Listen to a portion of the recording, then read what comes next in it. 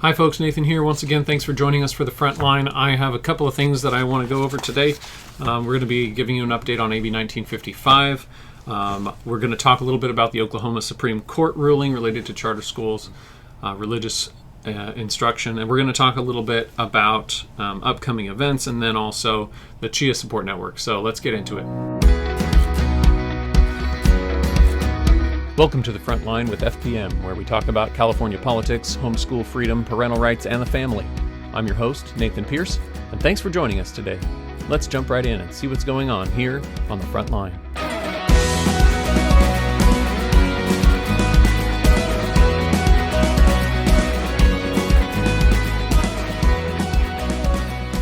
All right, let's go ahead and jump into this. We're going to start with AB 1955. With remembering that the king's heart is like channels of water in the hand of the Lord. We need to recognize that all things that are going on are within God's plan and His design. So we need to trust that He knows what He's doing. AB 1955 has passed through the California State Assembly with a vote of 60 to 15. That's the vote for getting it out of the state assembly, and that's 80 assembly members in that House, California State Assembly, and that would mean that it's a significant majority that voted for that bill. In fact, that's 60 out of 80, so that's a 3/4 vote voted for this bill, AB 1955. So that's a disappointment that many of them voted for it. It was perhaps somewhat anticipated that they would vote for it, but I was surprised, I guess, about how many were completely sold on pushing this bill forward. It now goes to the governor. The governor can be contacted. You can give him a call and ask him to veto the bill. He can still do that. And so there's information on that on our website. If you go to our bill page, if you go to fpmca.org/AB 1955, you'll find the latest action item and latest information there. So that's AB 1955. It's been sort of a whirlwind these last few weeks, as it was a late bill, being a guttement from another bill.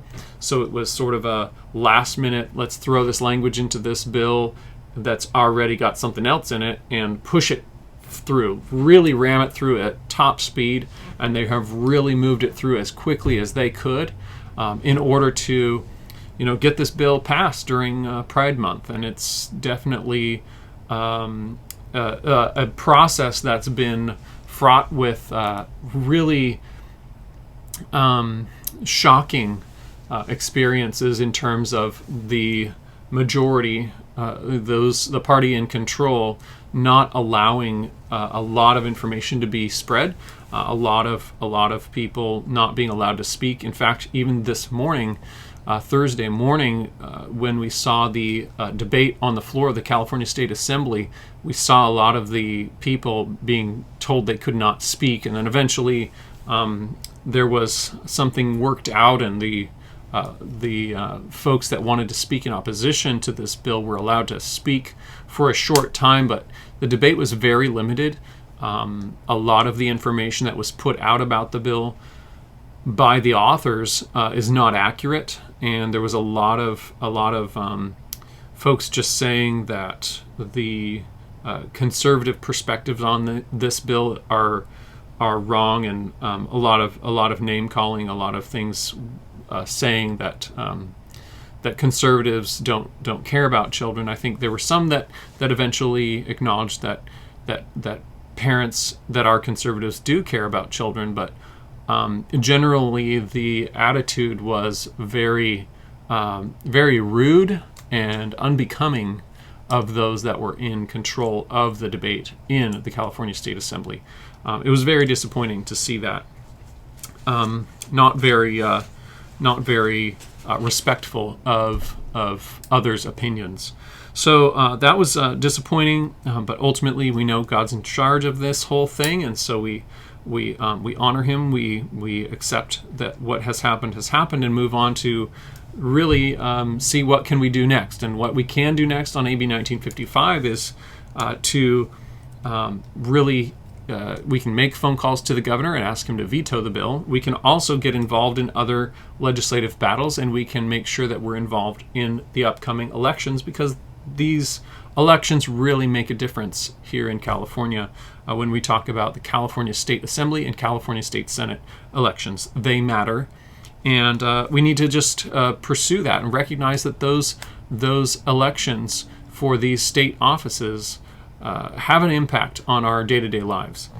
So moving next to the Oklahoma Supreme Court, the Oklahoma Supreme Court did rule on the issue of charter schools using government funds for education in religious instruction, and regardless of whether that is the instruction itself, the teaching, verbal instruction, or whether it's funding curriculum. Either one of those things, we can see that this ruling that forbids or says that religious instruction in a charter school is illegal, or in other words, a charter school that is a religious school is unconstitutional, in this case, is once again reminding us that when there's government funds involved in education, there's government control in that education. And so we can learn from this and be reminded that when you have control over the finances of an education system, an education platform, you also control what education is taking place there. So king's coin, king's men is a phrase that comes to mind. He who controls the purse of that education system controls the minds of those being taught. So something very important for us to remember here, and we need to keep that in mind moving forward, and making sure that we continue to protect our freedoms here in California by making sure that there is an option to an education option that is free of government funds. Upcoming events in July, we have I'll be speaking at a church in Elk Grove this coming Sunday, but also coming up in a couple of weeks in San Diego is the Outsourced Conference. Dr. Brian Ray, Dr. Lisa Dunn, and I all will be speaking there at the Outsourced Conference in San Diego. Chula Vista Christian University is the host of this event, so I would encourage you to be there. This is an event about rescuing children from the clutches of the corrupt public school system, and trying to help find those families an alternative that will help kids learn better and be in a safer environment. Next, that's July 19th in San Diego. So I would encourage you to check that out. That's the Outsourced Conference in San Diego. Next is the Support Network registration is now open through CHEA. CHEA of California, Christian Home Educators Association of California, has a Support Network. The Support Network it's a network of different groups throughout the state of California whose goal is to support the homeschool community in their local area. And the Support Network connects all these different groups throughout the state of California, so that if somebody wants to find a group in their area, they can contact CHEA and find a group that is near them, that is in their local area, that they can connect with and get support for their private home education journey. And that is a great place to start, by connecting with CHEA and having your group be part of the CHEA Support Network. So I would encourage you, if you are a leader of a Support Network group, then it's time to renew your membership in the CHEA Support Network. And then if you are part of a group that is perhaps not a CHEA Support Network group, you need to really look into whether or not you could get your local group more engaged by having your group become a member of the CHEA Support Network and help strengthen the homeschool community in California for today, for making homeschooling stronger today in California, as well as for future generations.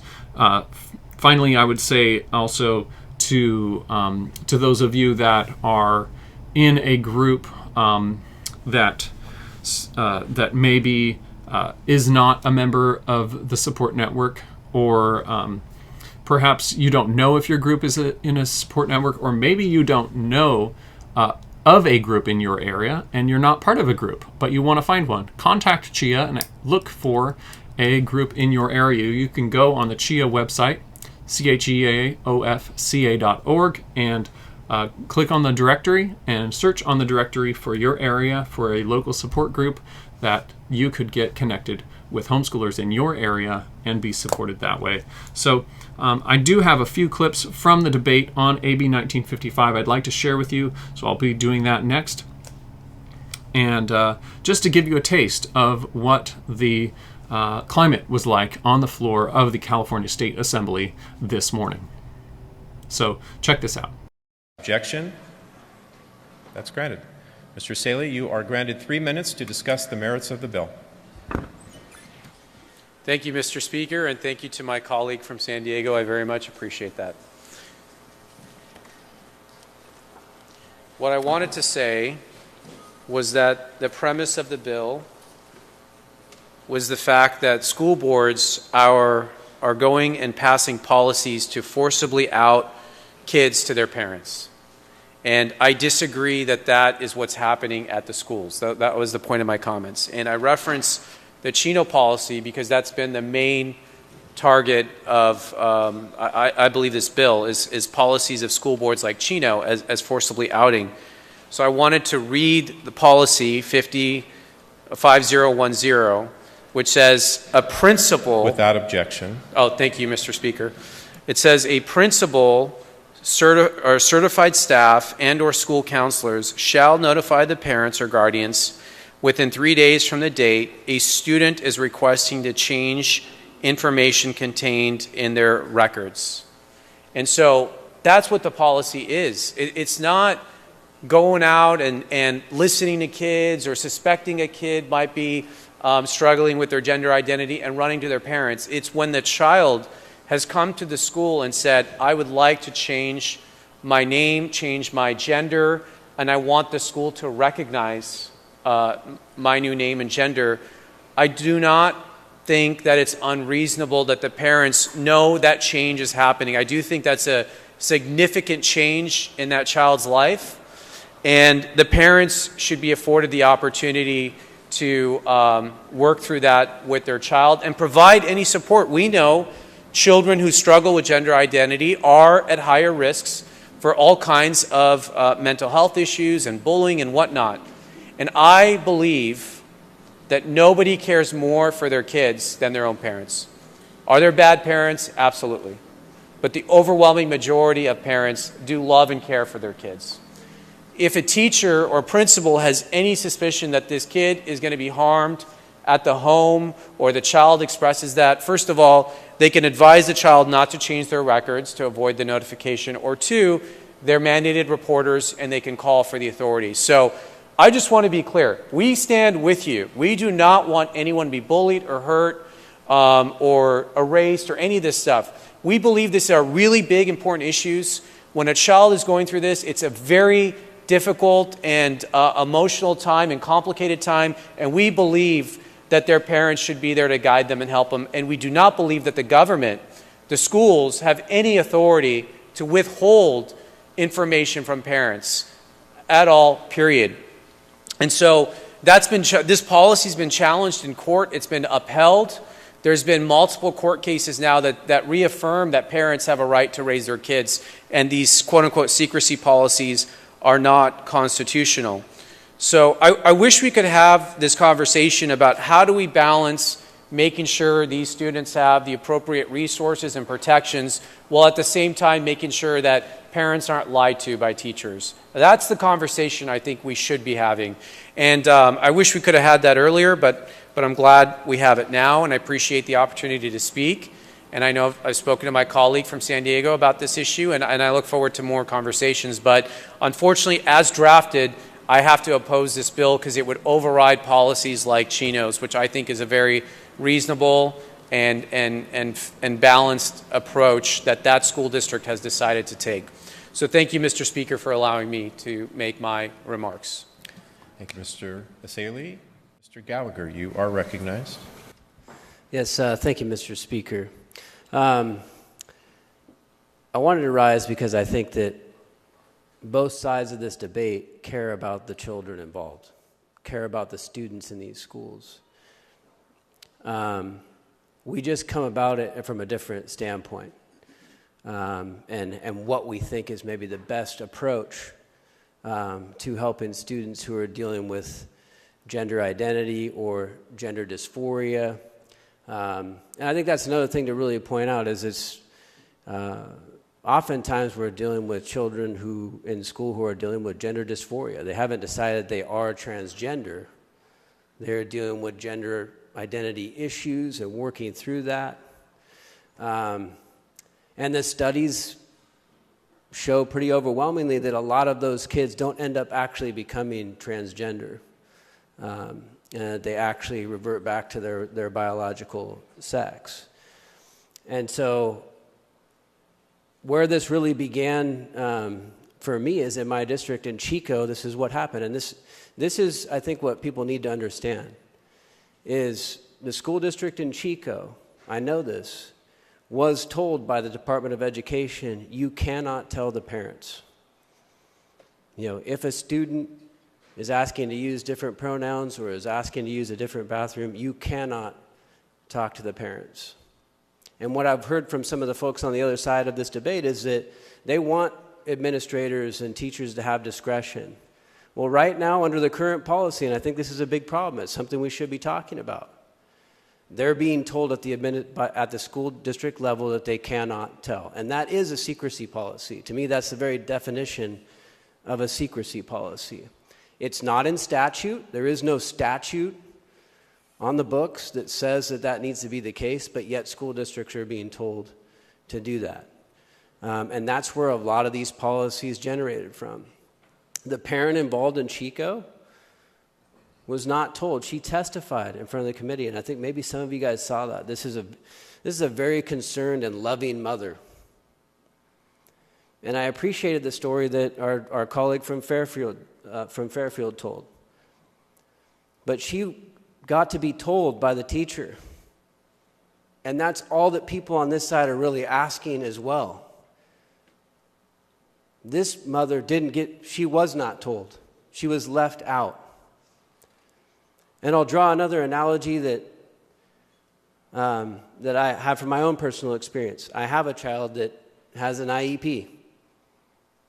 And when we do IEPs and we're talking about special education and needs that particular students have, we do an individualized education plan and we invite the parents in. I got to sit in on that with counselors, with school officials. I got to help be part of that process. And we have that in statute. That is by statute, that's how that process goes. I'm not saying that's exactly the same as this situation, but there's an analogy that could be drawn, is how do we actually make sure that all the people are brought into this, and especially the parents, because parents should be involved. And one of the concerns I've had from the beginning with this legislation is that I feel like it almost draws a default of school officials and teachers and counselors are always safe, and parents are not safe.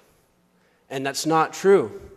And I think we would probably agree that's not true. I think we would probably agree on both sides that's not true, right? So I think we could have a better policy that actually ensures that all people are involved to help ensure that the best interests of the child are furthered. And maybe not drawing into polarized positions, on this, is I think we could have that kind of discussion. We could have a better policy. But right now, the default policy, that is what it is, coming out of Department of Education, and it is on Department of Education's website, saying that you shall not tell parents. I think that's wrong. And so as we're debating, this bill today, I think we could, really work on this and make it a better policy for all students in our schools. And I think that's the thing that I would hope that we work on, no matter how this goes forward today. I can't support this policy and this, the way this statute is drawn today. But I think that there needs to be a continued discussion on this. Thank you. Thank you, Mr. Gallagher. Thank you, Mr. Lowe. Member Joe Patterson, you are recognized. Thank you, Mr. Speaker. Members, I rise in opposition to AB 1955. As many of you know, I don't read from notes very often, but I had to gather my thoughts as this discussion went on. First, I'd like to acknowledge the author of this measure from San Diego and other members of the caucus for meeting with me and having a frank discussion on this measure and opportunities for both of us to express concern. I rise not only as a person concerned about this policy, but also as a parent in a school district that has recently adopted one of these policies. And I'm confident the vast majority of people in this body have not read the actual policies. And if you're interested, I have copies with me today of my own school board's policy. In fact, many school districts in my district have adopted similar policies with some variations, but I'm going to speak about my district. It should surprise absolutely no one that these policies have been, at best, mischaracterized, and to be honest, just complete lies about what these policies do.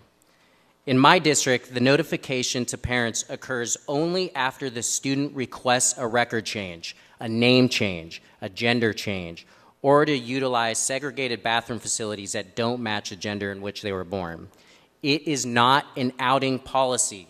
The student is already out. They've asked the school to call them by a different name.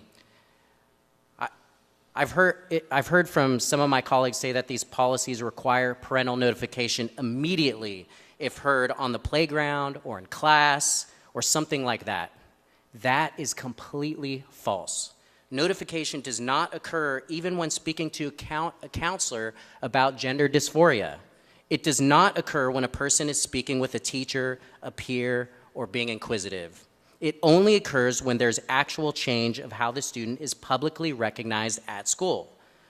Finally, most of these policies don't even take effect until they're actually negotiated. The only people left out of this discussion are the parents.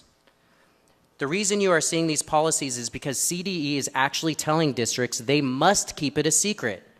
The author says it is not his intent and instead is to allow a conversation and to leave discretion.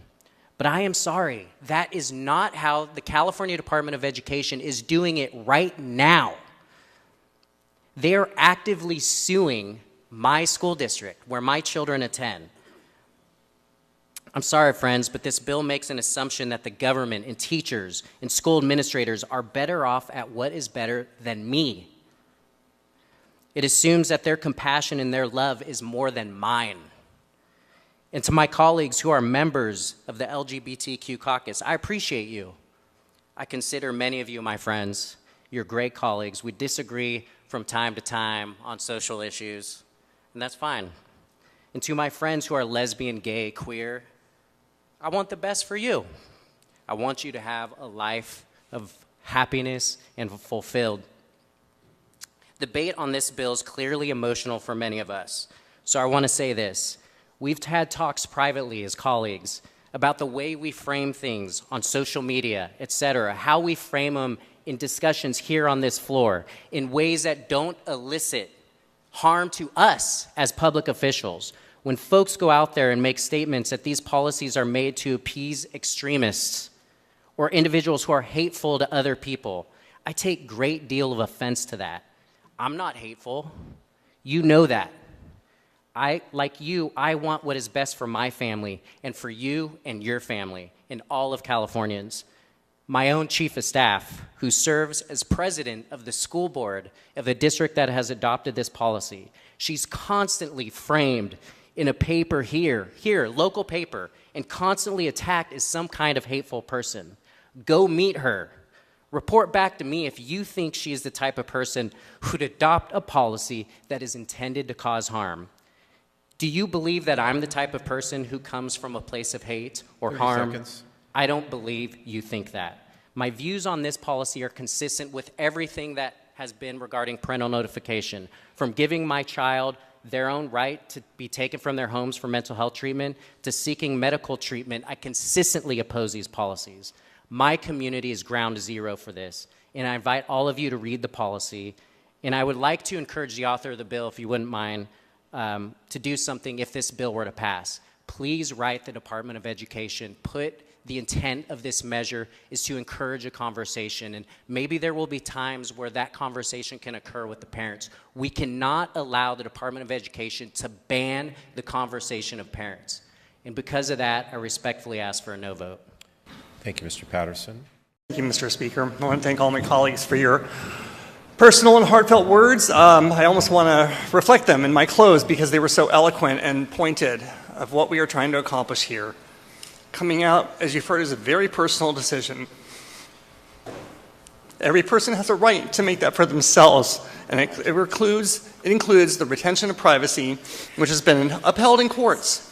LGBTQ students do not waive that right to privacy just because they come out to some people and not to others.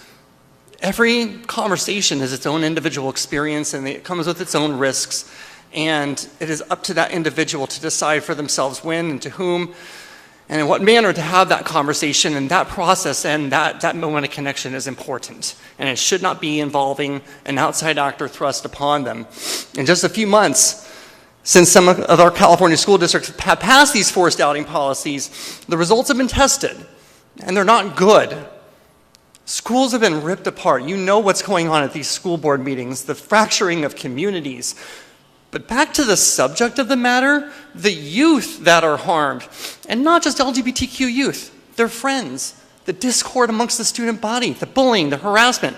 This is all increasingly evident, exponentially evident in these very same school districts. It is the wrong direction, which is why we need to bring this bill forward today to be able to reestablish that baseline from which we were before these policies started to percolate into the California community. Again, I think it's imperative that we want to correct some of the record with facts. This bill does not force schools to keep secrets from parents. The Safety Act merely prohibits school staff from being forced to out students. This bill does not keep double records from parents. Parents and guardians, they have the right to access their students' records through FERPA, and parents will still be able to request and access the student records. I did have the opportunity to be able to go and review some of the local policies, and the challenge there, and maybe we're talking past each other, is that if a student is requesting to change something in their records, first of all, you can't change official school records without the parents involved. That is the law. Records is broadly defined. Is a piece of homework paper a record? Is a note? Anything could be subject to a record search. We know that in other areas of government too. So the problem is how these are, both what these are doing to these local communities, but also how they can be defined, we believe absolutely is going to cause net harm. And we know it's causing harm to the students. In Chino Valley alone, in a short time after they adopted that policy, there were 1,200 calls from youth within that geographic area to youth mental health crisis lines, compared to 4,000 statewide. That's the magnitude of how things have really blown up. And like I said, not all of them were LGBTQ members, but just it is the wrong direction, and it's the wrong baseline for our schools. Next, the bill does not take away parents' rights. And as a parent myself, we know this, that parents do have a crucial role in discussions about students' LGBTQ identity, and this bill does not prevent families from having those conversations they've always been free to have, and they should have. This bill will not increase retaliations against any teachers. In fact, this bill strengthens existing retaliation protections against teachers and school staff. And it is built on the foundation that's been tested in some of these exact same court cases, which I am grateful to our Attorney General, our Superintendent of Public Instruction, for having these important conversations, that fundamentally what has not been thrown out is that under our state and federal laws, we have a constitutional right to privacy. In closing, I want to acknowledge that our LGBTQ staff and members of the public who are listening in have had to endure some comments that deeply affect them personally, and I appreciate that. It affects us too. It affects, if you know somebody who is LGBTQ or just care about anybody in general, you've probably felt that pain as well. Now, on the subject of this bill, I'm cisgendered. I'm not transgender, but I know what it's like to face coming out. I know what it's like to have others target you, question you, and deny you. Part of what is happening here is stemming from a national issue thrust upon our community to be targeting transgender individuals. a subset of our community, yes, a united community. Why? Maybe it's politically easy. Maybe, I'm not going to repeat what opposition would say about people because it's wrong. But guess what? Transgender individuals also started out as youth. And they go through a very awkward teenage time, just like the rest of us do too. I know some of those youth in my life. I know Leo, I know Sam, I know Rylan, I know Cyrus, and they are awesome.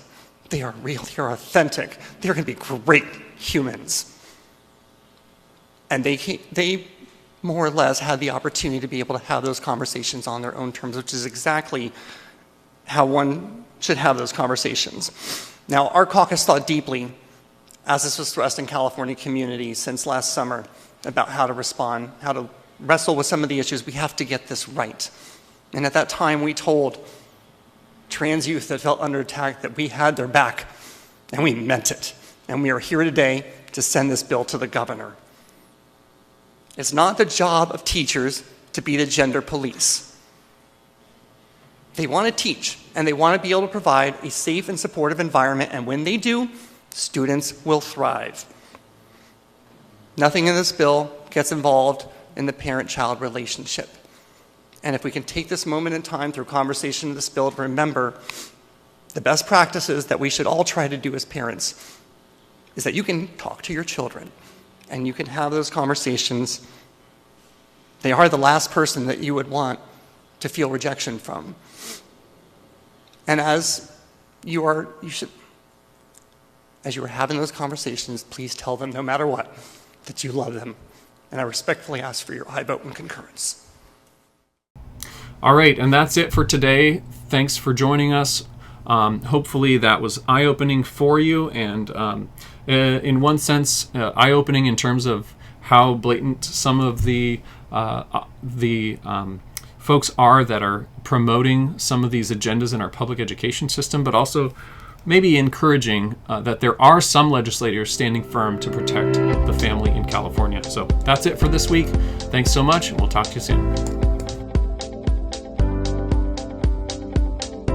Thanks for joining us for this episode of The Front Line with FPM. For more information about the topics we discuss here, check out Family Protection Ministries at fpmca.org and subscribe to our channel.